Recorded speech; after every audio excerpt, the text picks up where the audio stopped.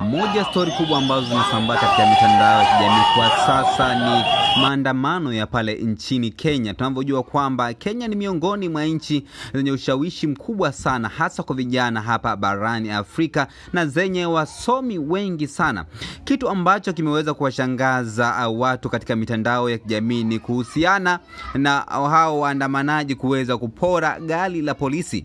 Hilo ni gari la polisi ambalo naliona hapo baada ya waandamanaji kuweza kuwashinda polisi na kuweza kuondoka na gari hilo la polisi.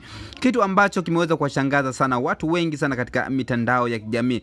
Kumekuwa na machafuko na huku wengine wamekuwa wakipoteza mali mbalimbali katika maduka yao. Tunajua kwamba maduka mengi sana yameweza kuchomwa moto na mengine yameharibiwa. Moja ya video ambazo zinasambaa sana pale Twitter ni video ambazo zinaonyesha kwamba kuna baadhi ya ATM kadhaa zimeweza kuvamiwa na pesa ambazo zilikuwa zipo kwenye ATM zimeweza kuchukuliwa. Kitu ambacho kimekuwa ni gumzo kweli katika mitandao ya kijamii, na bado maandamano yanaendelea, na huku vyombo mbalimbali vya habari vya hapo nchini Kenya vikipigwa marufuku kuto kurusha taarifa hizo ambazo zinahusu maandamano ya nchini Kenya.